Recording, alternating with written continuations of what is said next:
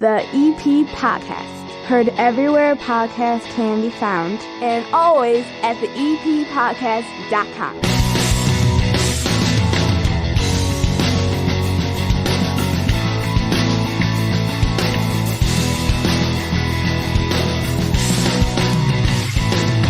It's Football Friday on the EP Podcast. The regular 30 Minutes of Good is available still on demand if you missed it earlier this week, anywhere podcasts can be found, and always at the EPPodcast.com. During the high school football season, though, we check in each and every week on the Evergreen Park Mustangs. 4-2, 2-1 in the conference in the South Suburban Red, and Coach Jim Ramazinski is down here after a victory. I'm glad we have a victory to talk about. That's a big one. You've turned the page on a little bit of struggles, and now sitting at 4-2, and it's full speed ahead till the end of the season, I would think, right? Yeah, we're 4-2 right now. We were able to take care of business last Friday against Oak Lawn to kind of bounce back from a tough loss, which was good, and we did kind of exactly what we were supposed to do.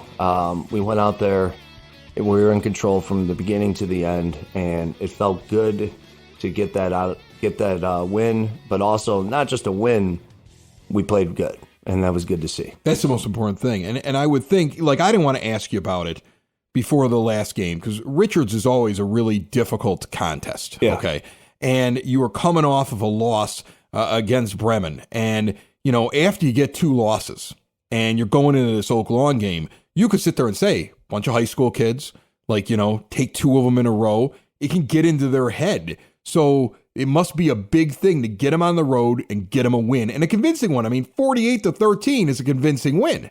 Yeah, and, no, we were worried about Oak Lawn.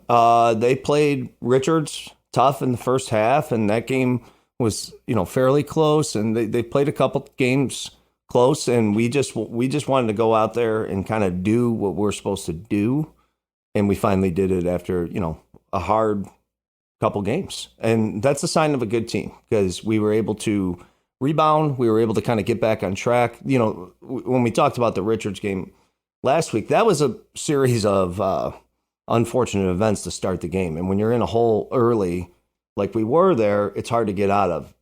It was good to do kind of the opposite this week. Come out fast, come out ready to go, put some points on the board, get a few stops. And we played well. We were happy. We're not satisfied. Eisenhower this week will be a tough opponent, but we're looking forward to the action on Friday night. I'm excited to see the points. You had 14 points over the last two games. You have a quarterback situation going on where it's like, okay, well, you got to figure out how to get the offense going again. Yeah. To be able to put up 48 must have felt good for you and good for those kids as well. Yeah, Aiden Bench had a great game for us at quarterback. Great job of taking care of the ball through a touchdown pass as well. And, he looked sharp out there. And our offensive line did obviously a great job. We had about 400 yards rushing. Wow. So it was a pound game. You just basically went out there and said, we're going to push them around, we're going to play at the line, and we're going to run it right down. Yeah, no, they were able to create some holes on the first and second level, and then our running backs were able to do the rest, make a few guys miss here and there. Antonio Clay Jones kind of led the way. He had 250 yards rushing. He had an 81-yard touchdown run, which was awesome to see. We had David Johnson come in there. He had a couple touchdowns as well. Justin Villagomez got a touchdown as well, rushing touchdown as well at the end. Jed Ajayi, a receiving touchdown. So the ball, just wasn't – Antonio was the star of the night, but also it was good to see other guys get involved and make some plays. I was at a different game the other week. My daughter, she had senior night. She plays over, she's at Mother McCauley, so she's over at the Brother Ace game, right? And I'm watching the game that they're playing, and I remember early on in the game, I'm not a football aficionado. I could kind of look at a couple of lines and maybe make a bet on FanDuel on some pro sports, right? I understand the game, but at one point I looked at it and I go, they can't stop the run. And it was as if the coaches realized it at some point. Second half, they never threw a pass in that game. You ran for a lot of yards. Is there a point where you sit there and say, you know what? We had a plan of attack in the air. We had a plan of attack on the ground, but we are getting so much on the ground. feed the beast, go with it? I mean, is there an adjustment in a game like that when you're like, this is beating that team, we're going to keep going to the well? Like when I used to play Madden football as a kid, playing video games, and I realized when I played my dad, he couldn't defend the little 4-yard out to the sideline. He couldn't figure out how to do it. I would just go right down the field on him because I was going to go to the well as much as I could. Is that what happens in a game like that? Well, yeah. I mean, if things are working, you're going to stick with them longer than maybe you would originally. So, I mean, we were fortunate that we were able to get the running game going. Defensively, Oklahoma runs a triple option. So I thought we were very prepared for that. They got one long play on us that they executed pretty well. You got to be ready on that, though, because that's a lot of read and a lot of making sure that, like, you trust the guy next to you because you've got your spot and he's supposed to take it if all of a sudden the ball gets flipped in that direction, right? Yeah, and we spent a lot of time prepping for it this week. Obviously, we had to, and we did it, like I said, one mistake where they were able to kind of get a long run on us and score in the third quarter. But other than that, we were pretty solid. We took advantage of our opportunities on defense too. We had 3 interceptions. Lonnie Mosley, sophomore, got an interception. Yarm Garcia, another sophomore, interception. And then Caleb Kaiser, a junior, interception. So it was good to see some. And those are opportunistic plays right there. I mean, an interception means that you're reading things and then you still have to make the play and actually catch it. I mean, DBs want to always think to themselves, well, I'm going to get the pick, but in reality, their first job is to knock the ball out of the guy's hands because they don't want the completed pass. Yeah. So you got to be opportunistic to get that many interceptions. Well, and it's tough to get an interception. I mean, I've coached DBs. That's the position I've spent the most time with over my years, and it's really hard to get guys to be disciplined with their eyes and with their body and understand. You can't be looking back at QB all the time. You do have a responsibility, whether it's zone or man. And you got to get to your spot.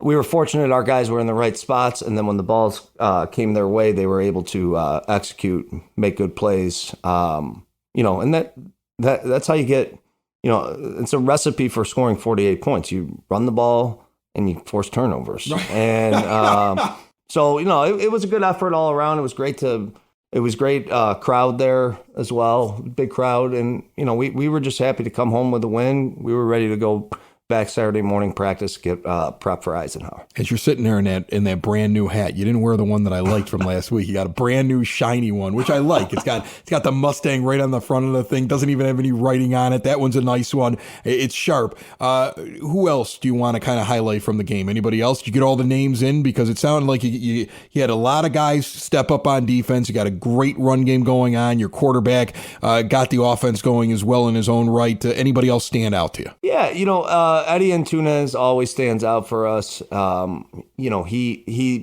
kind of the anchor of our defense and offense. And Gerald O'Hare, another guy, offensive lineman, defensive lineman. He had his most amount of tackles this week.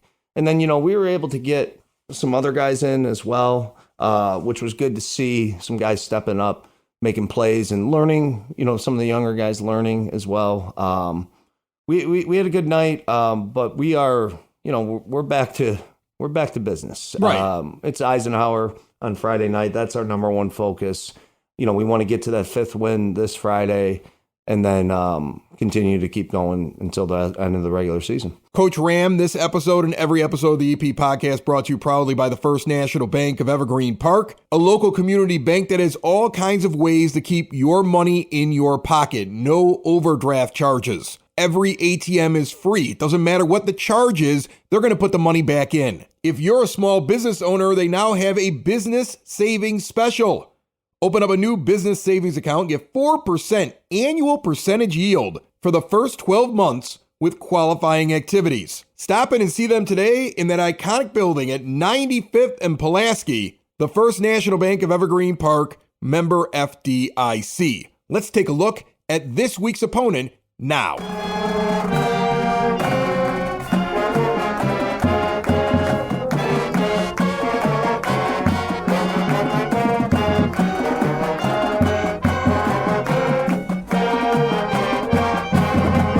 Let's talk about Eisenhower. Okay, so we've got 2 4-2 teams here that are playing each other. You're going on the road again.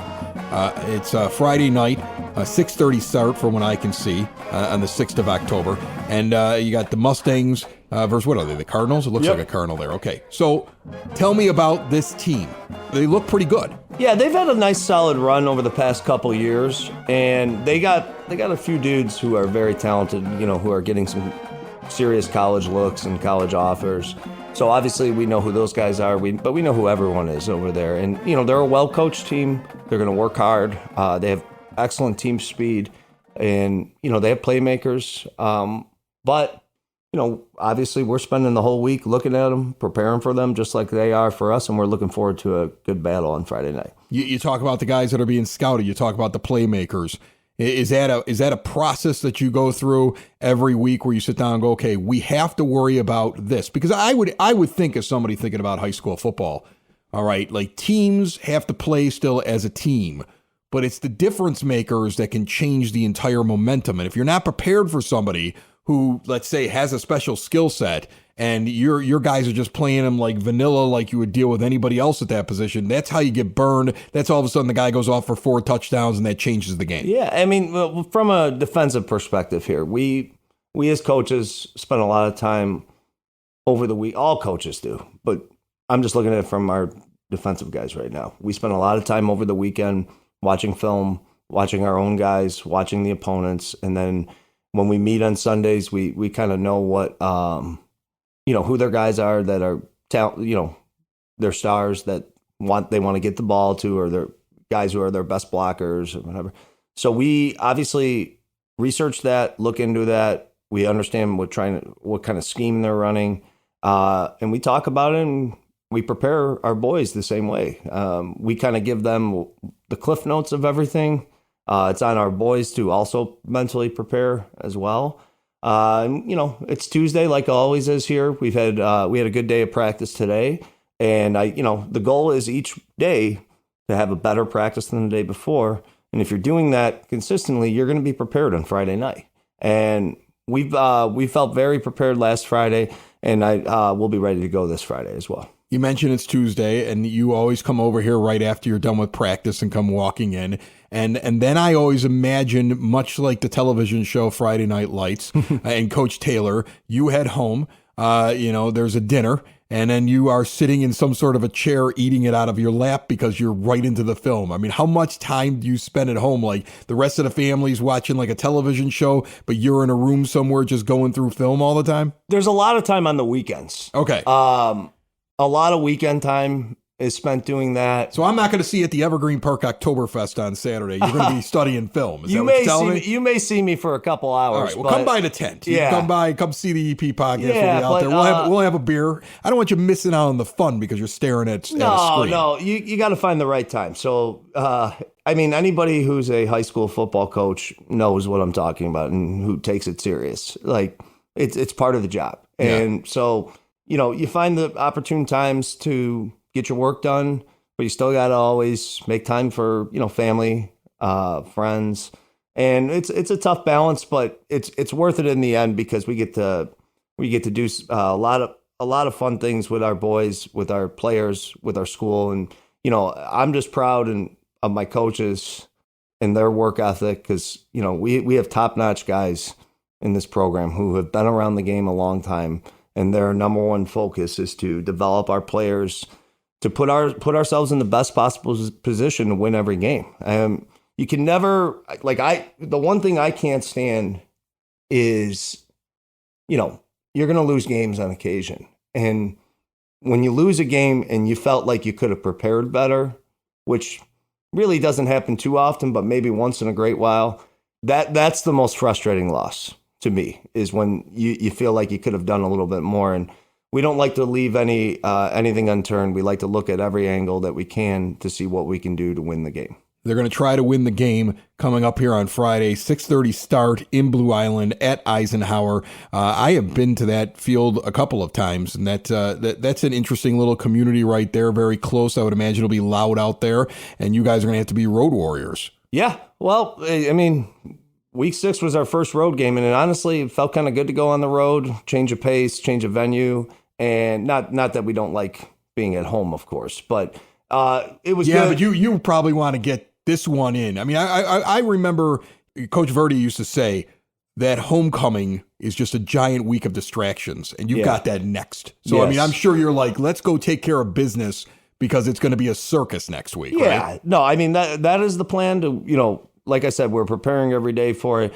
Eisenhower's a good team. They're well coached. It'll be a good matchup Friday night. All right. And then the circus begins. I can't wait to talk to you during circus week. Seriously. Come on. You know it is. You know it is. It's a giant circus. It'll be a lot of fun. The kids enjoy it. The community, it's for the kids and for the community, and we'll try and keep it as coaches love it. Coaches love homecoming week. They just think it's the best thing in the world. All the distractions is the best.